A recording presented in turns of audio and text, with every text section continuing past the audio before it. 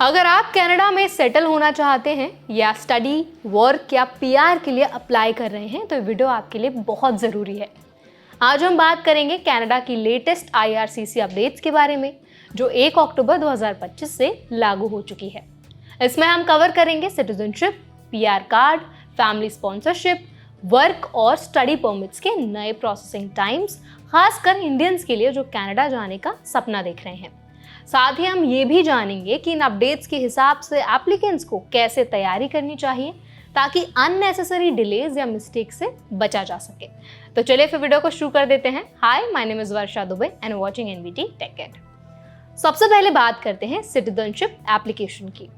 IRCC ने citizenship grant की processing time को 13 महीने तक बढ़ा दिया है, जो पिछले अपडेट से 2 महीने ज्यादा है। सिटीजनशिप सर्टिफिकेट के लिए भी अब 7 महीने का समय लगता है।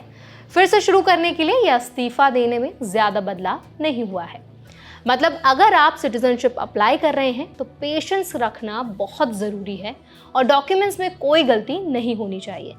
खासकर इंडियंस के लिए जो अपने पीआर स्टेटस से आगे सिटीजनशिप लेना चाहते हैं, उन्हें पहले से टाइमलाइन प्लान करनी चाहिए। अब आते हैं परमानेंट रेजिडेंट यानी कि पीआर कार्ड्स पर। नए पीआर कार्ड्स के लिए प्रोसेसिंग टाइम अब 56 डेज हो गया है, यानी लगभग 2 मंथ्स। रिन्यूएबल का टाइम 32 डेज है, मतलब 1 महीने से थोड़े ज़्यादा में आपका कार्ड रेडी हो सकता है।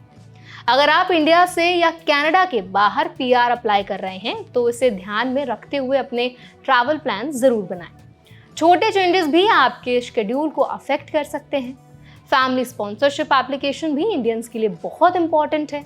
स्पाउस या कॉमन लॉ पार्टनर के लिए प्रोसेसिंग टाइम कनाडा के बाहर नॉन क्यूबिक रीजन में 15 मंथ्स है, जबकि क्यूबिक में 41 मंथ्स तक लग सकते हैं। कनाडा के अंदर स्पॉन्सर करने पर टाइम 24 से 37 मंथ्स तक हो सकता है।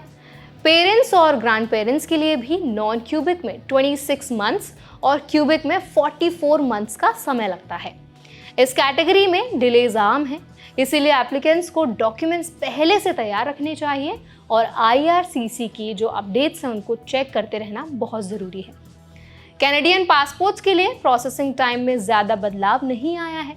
इन पर्सन रेगुलर एप्लीकेशंस के लिए 10 बिजनेस डेज, मेल के लिए 20 बिजनेस डेज, अर्जेंट पिकअप अगले बिजनेस डे में और एक्सप्रेस पिकअप 2 से 9 बिजनेस डेज में रेडी हो जाता है। इंडिया से अप्लाई करने वाले एप्लीकेंट्स को मेल टाइमलाइंस ध्यान में रखनी चाहिए और डिलेज अवॉइड करने के लिए ट्रैकिंग और करेक्ट एड्रेस यूज़ करना चाहिए। अब बात करते हैं इकोनॉमिक क्लास पीआर प्रोग्राम्स की। कैनेडियन एक्सपीरियंस क्लास सीईसी के लिए 6 मंथ्स लगते हैं। फेडरल स्किल्ड वर्कर्स प्रोग्राम यानी कि एफएसडब्ल्यूपी के लिए 5 मंथ्स और प्रोविंशियल नॉमिनी प्रोग्राम यानी कि पीएनपी के लिए 7 months. Cubic skilled workers, federal self employed, startup visa जैसे प्रोग्राम्स में टाइमलाइंस लंबी हैं, कभी कभी 4 से 5 साल भी लग सकते हैं। अगर आप इंडिया से अप्लाई कर रहे हैं तो रियलिस्टिक टाइम बनाना ज़रूरी है और रिक्वायर्ड डॉक्यूमेंट्स एकदम सही रखे जाएं।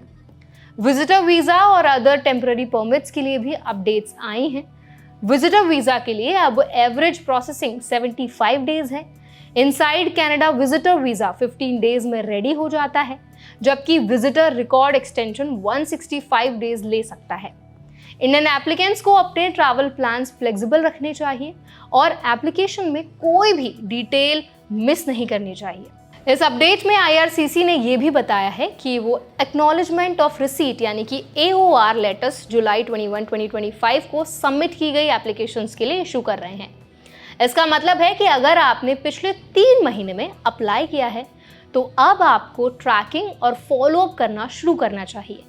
इंडियंस के लिए सबसे ज़रूरी एडवाइस यही है कि डॉक्यूमेंट्स कंप्लीट और एक्यूरेट होने चाहिए।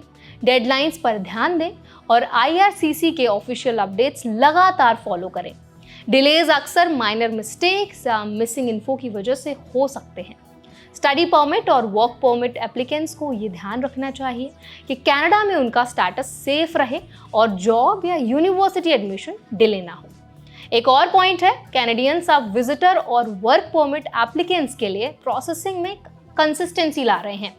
इसका मतलब है कि पिछले रैंडम डिलेज अब कम होंगे, लेकिन स्टिल पेशेंस ज़रूरी है। इंडियन एप्लीकेंट्स को अपने केस को फास्ट ट्रैक करने के लिए प्रॉपर डॉक्यूमेंटेशन, वैलिड पासपोर्ट्स और टाइमली सबमिशन पर ध्यान देना होगा। अगर आप ये टिप्स फॉलो करेंगे तो कनाडा की इमिग्रेशन प्रोसेस को समझना और नेविगेट करना काफ़ी आसान हो जाएगा। आज की जानकारी सिर्फ टाइमलाइंस के बारे में नहीं, बल्कि आपकी प्लानिंग और प्रिपरेशन को स्मार्ट बनाने के लिए है। इस वीडियो को एंड तक देखने के लिए आपका बहुत बहुत धन्यवाद। अगर आपको वीडियो पसंद आया हो तो वीडियो को लाइक करें, शेयर करें। ऐसे और भी अपडेट्स के लिए, वीडियोस के लिए हमारे चैनल NBT Tech Ed को भी जरूर सब्सक्राइब करें।